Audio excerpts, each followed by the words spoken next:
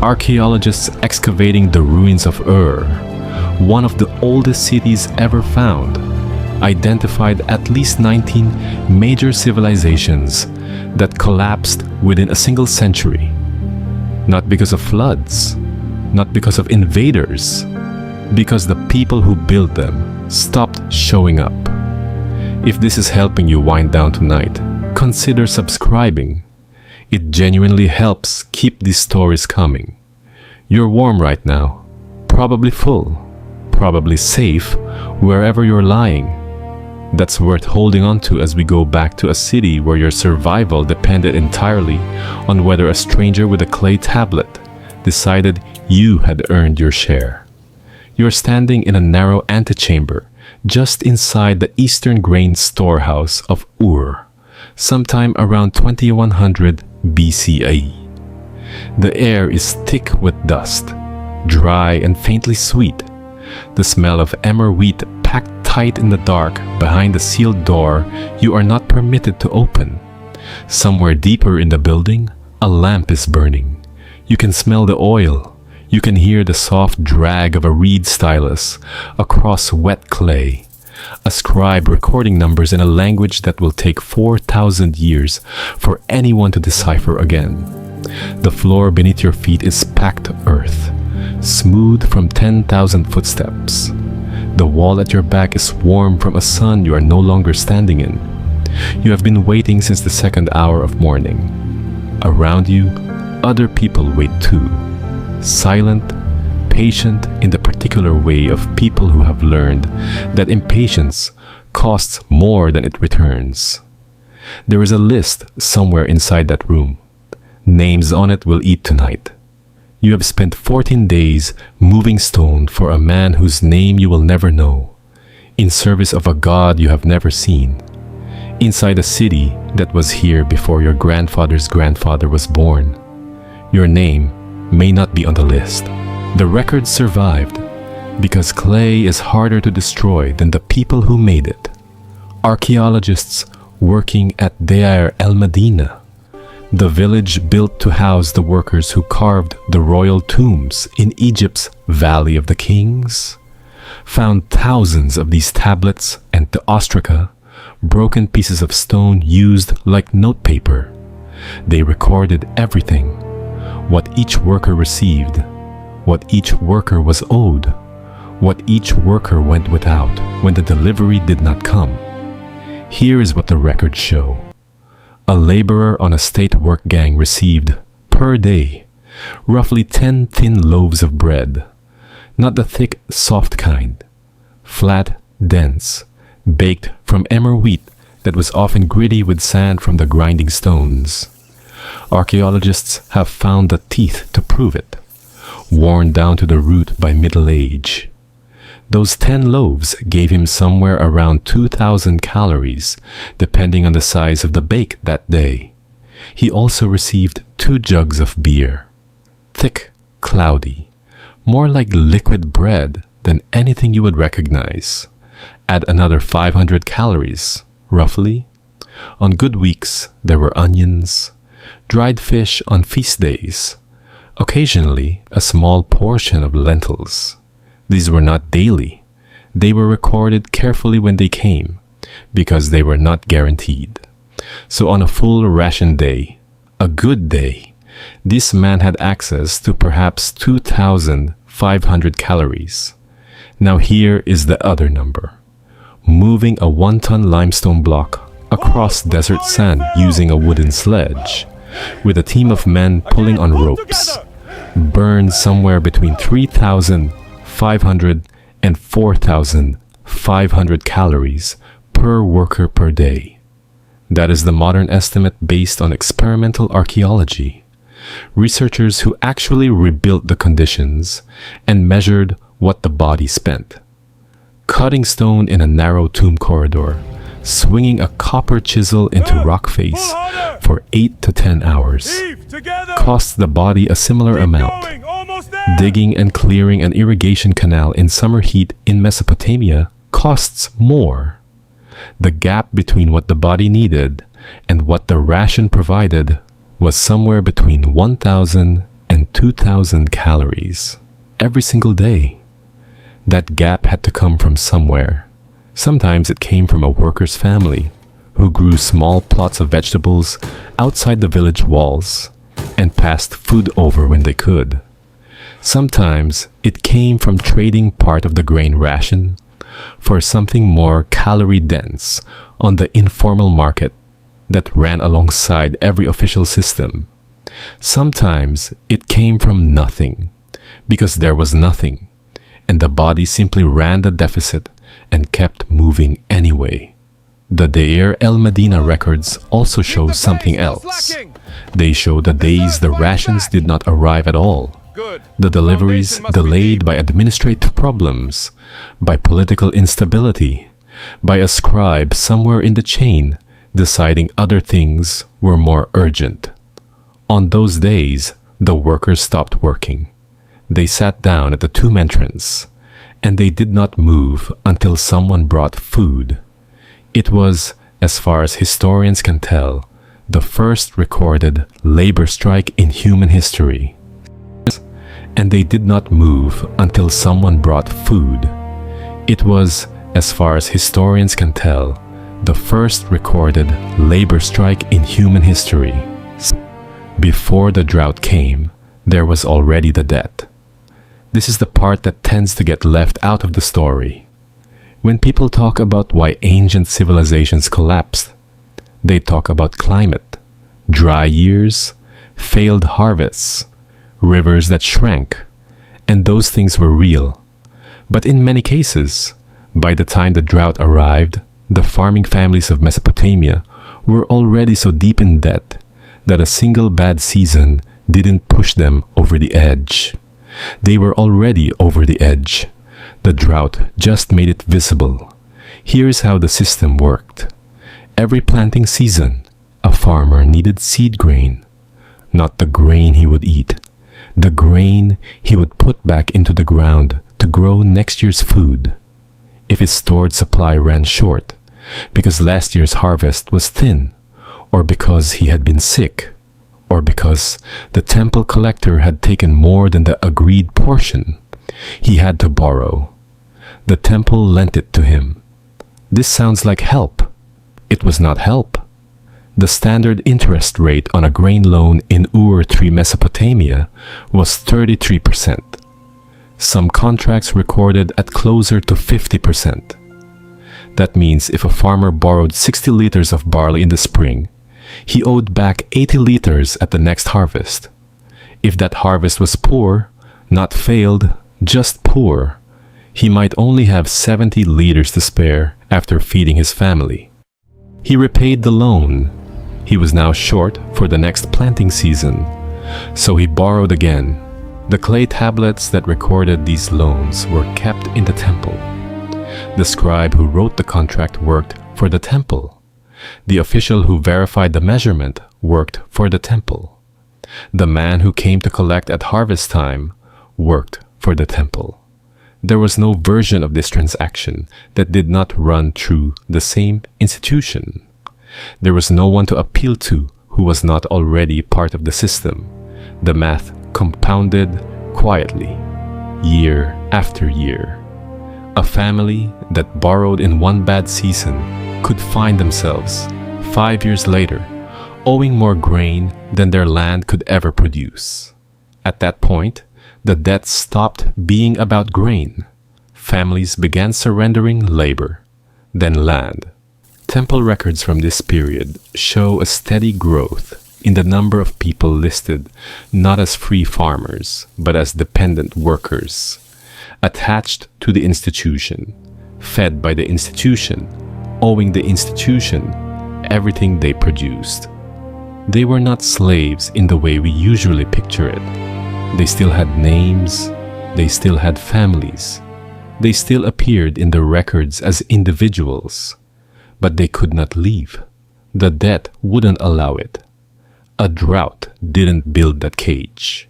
A 33% interest rate did. When you owe your survival to the institution that controls your survival, you cannot leave. Until one day, enough of you do it at the same time, and the city stops working. His name was Ur-Nama. Not the king. The king shared that name, which was common enough that it meant little. This Ur-Nama was a mid-level scribe attached to the grain administration of a temple complex in the city of Nippur, sometime in the final decades of the Ur-III period, around 2000 BCE. He was not important enough to have his own monument. He was important enough to appear repeatedly in the administrative record. That is actually a meaningful distinction. Most people who lived in this world left no trace at all. A scribe at his level had a name that got written down. He appeared on ration lists above the standard laborer allocation. More bread, a oil allowance, occasional access to better cuts of meat distributed at festival time. He lived in housed accommodation near the temple complex, rather than in the outer worker villages. He could read.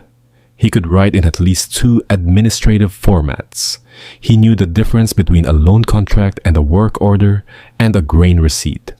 And he knew how to produce all 3 without error. These were not small things. Literacy in Ur-III Mesopotamia was rare enough that the people who had it were, in a very direct sense, the infrastructure of the state. The records could not exist without them. The system could not run without them. And then the system changed. The Ur-III dynasty collapsed under pressure from outside groups and internal fractures somewhere around 2004 BCE. A new administration moved in. New officials arrived with their own networks, their own favored scribes, their own lists of names. The old patron who had employed this Ur-Nama, whose name had appeared alongside his on contracts and receipts for years, was gone from the record entirely. Not dead, necessarily, just gone, erased from the administrative chain in the way that political change erases people without needing to physically remove them. And then Ur-Nama's name stops appearing too. Not all at once.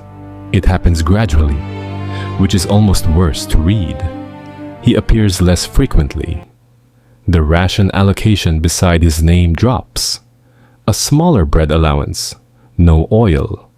Then his name is on a list of general workers, no longer identified by his scribal title. Then nothing. A surviving lament text from this period, not attributed to one man but clearly written from inside this kind of fall, contains a line that has stayed with historians for decades. Roughly translated, it reads, "I who once set the seal on the documents of the great house, now I do not know where to set my hand."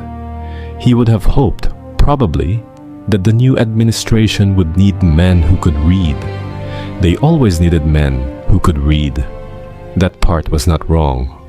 Whether they needed him specifically, whether his particular name ever reappeared on any list that mattered, the record does not say. The silence is its own kind of answer. She does not have a name in the record. She almost never does.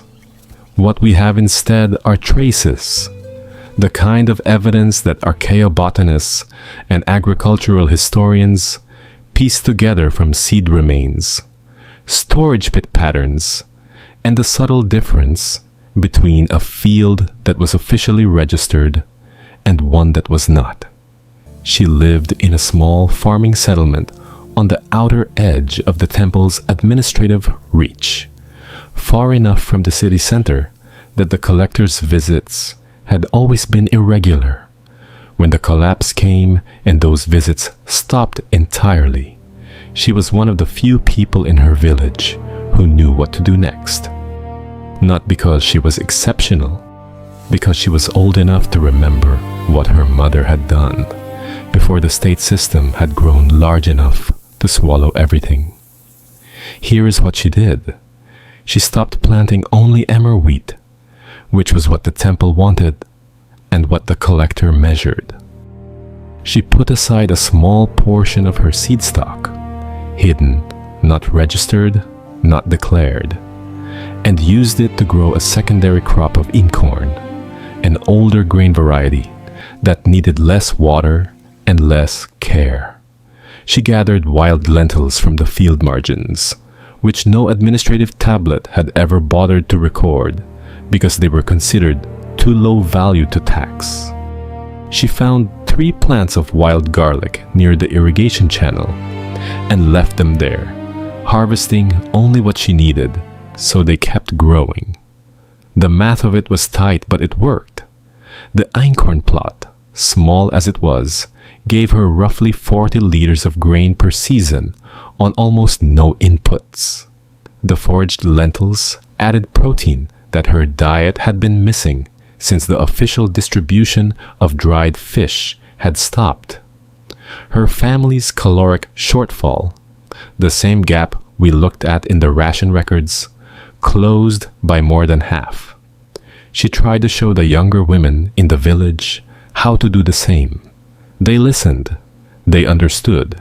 Some of them wanted to try, but several of them were still legally registered as surplus producers under the old temple contracts.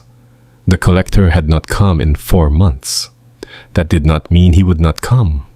If he arrived and their declared crop did not match their registered plot, the shortfall would be recorded as a debt.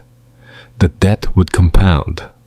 They had watched what happened to families who carried compounding debt. They could not afford the risk of the collector arriving and finding an unregistered crop where the emmer should have been. So they waited, and she could not make the system safe for them. She could only work outside it, which is exactly what she did. Quietly, over the following seasons, she stopped appearing in the administrative record. No registered plot, no declared surplus, no name on a collector's list. She did not disappear.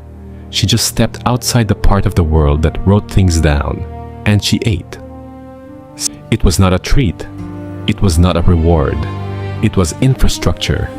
Emmer beer, thick, cloudy, closer to a liquid porridge than anything you would recognize from a bottle today, was distributed to laborers across Mesopotamia, Egypt, and the Indus Valley with the same regularity as bread. In many periods, it was considered just as essential. The Mesopotamian word for the daily worker's ration combined grain and beer into a single administrative concept, because separating them would have been like separating food from eating. They were the same thing. Here is what it actually did for the body. First, it was safe to drink. The water available to workers in ancient urban centers, drawn from rivers and canals, also used for waste, could carry bacteria that caused dysentery and killed children before they reached 5 years old. The fermentation process that made beer killed most of those bacteria. Drinking beer was not a choice between sobriety and intoxication. It was a choice between beer and a slow death from contaminated water. The workers knew this. The administrators knew this. Everyone knew this. Second, it was caloric. A single jug of this beer, roughly 1 liter, contained somewhere between 400 and 600 calories, depending on the grain density of the batch. For a worker already running a daily caloric deficit, that jug was not optional nutrition. It was the difference between a body that could keep moving and one that could not. Third, and this is where it gets darker, it was a mild painkiller. The alcohol content of ancient emmer beer was low by modern standards, somewhere between 1 and 4%, but consumed consistently across a long workday by a body that was already exhausted and underfed. It had a measurable effect on pain perception. Joints that should have stopped working kept working. Muscles that were sending stop signals to the brain had those signals quietly turned down. A surviving administrative note from an Egyptian worksite at Giza records beer rations being increased during particularly heavy lifting phases of construction. More stone to move, more beer to distribute. The connection was not accidental. It also suppressed hunger. This is the part the administrators did not need to understand scientifically to benefit from. Alcohol interferes with the body's hunger signals. A worker who had consumed his beer ration felt less acutely aware of how little he had eaten. He could push further into the afternoon. He could finish the shift. He could show up the next morning and do it again. The state controlled the grain. The grain became the beer. The beer kept the workers moving past the point their bodies were asking them to stop. The workers kept moving, built the monuments, and dug the canals that fed the grain back into the system. A perfect loop, closed at every point by the same institution, maintained, in no small part, by 2 jugs of cloudy liquid distributed every morning before the sun got too high to work in. First, let's give the official version its full due, because it is genuinely impressive. The inscription on the stele of Ur-Nama, the king, not the scribe, describes a ruler chosen by the moon god Nana to bring justice to the land. Under his reign, the orphan was not given over to the powerful. The widow was not given over to the wealthy. The man of 1 shekel was not given over to the man of 1 mina.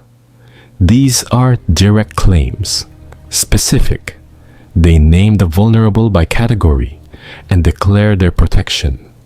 The inscription does not speak in vague generalities. It speaks in the confident, detailed language of a government that knows exactly what injustice looks like and has chosen to end it. Read it cold, without context, and it sounds like progress. Now here is the rhetorical trick. The monument is the record. The king commissioned the inscription. The scribe who carved it worked for the king. The priests who read it aloud in the temple courtyard served the king.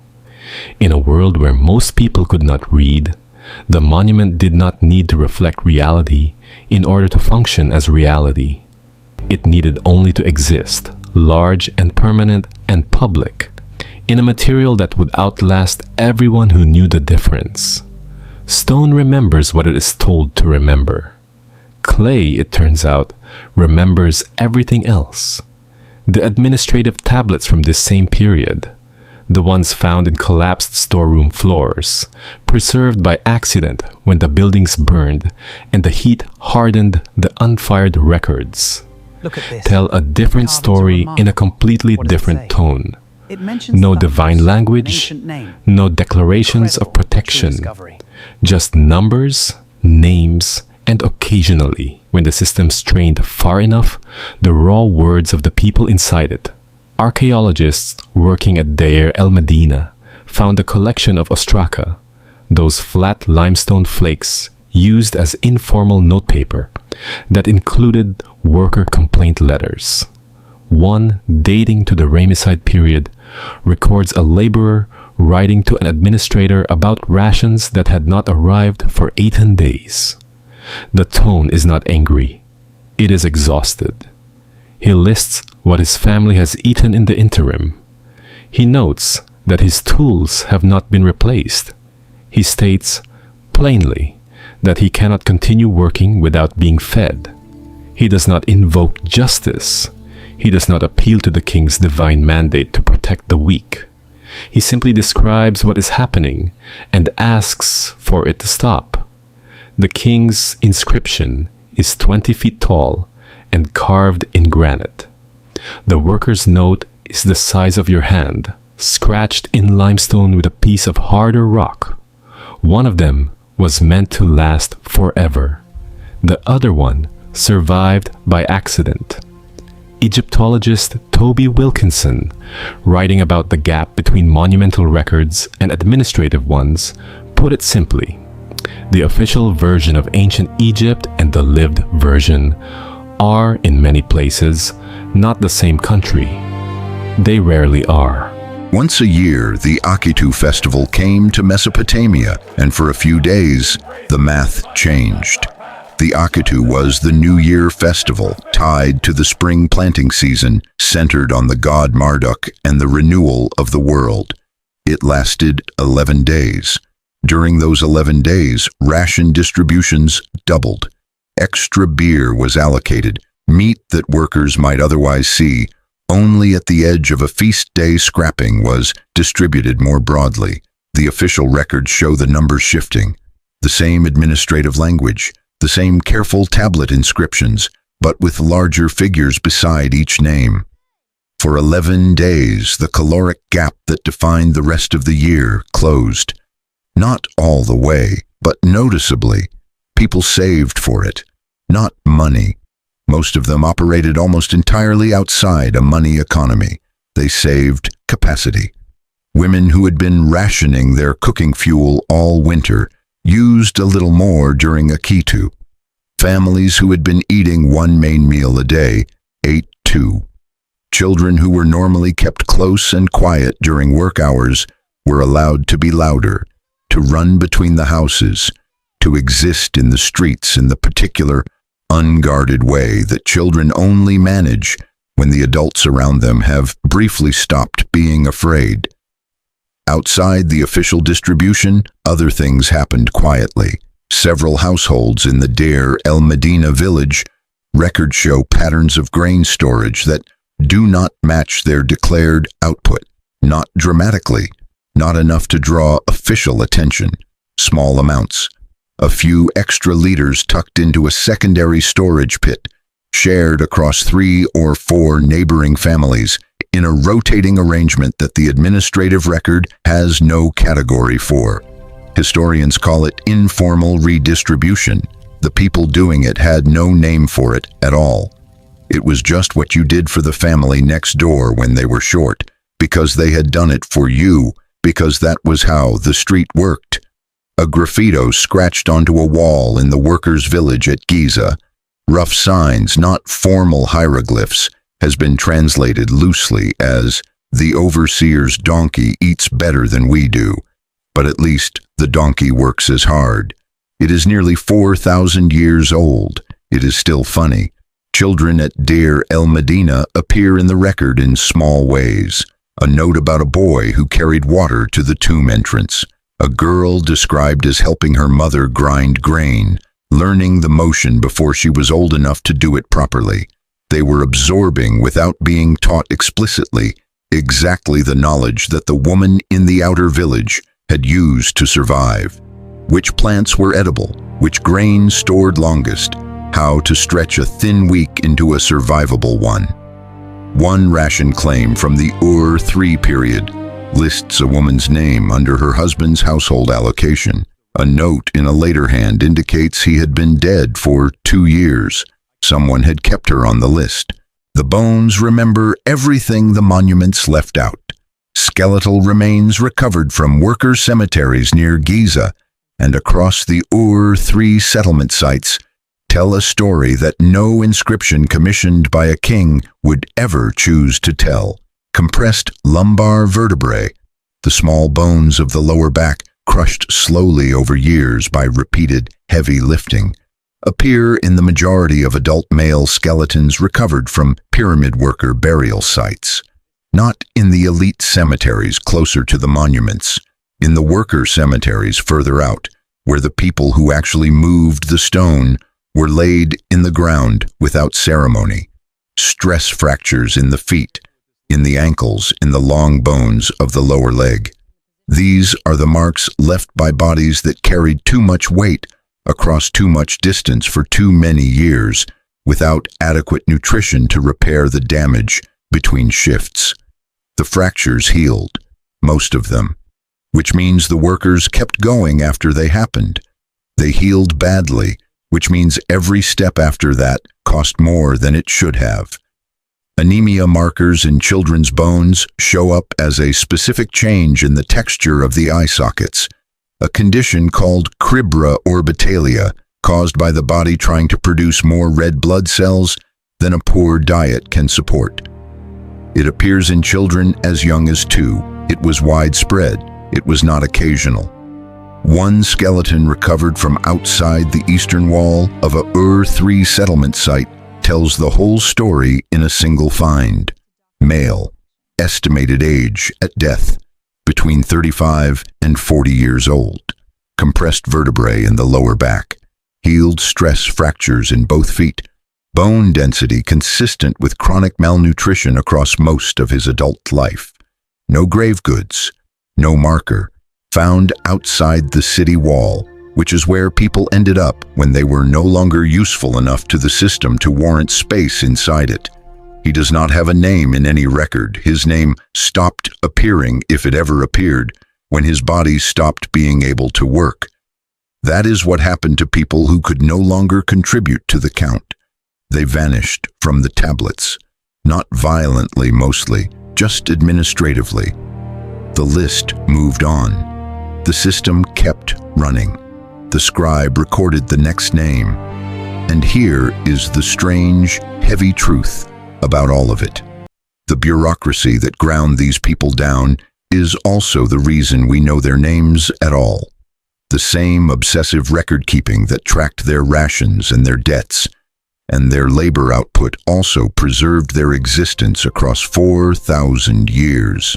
The clay tablets that recorded their oppression are the reason we can sit here tonight and say their names into the dark. Different materials now, different numbers, different names on different lists.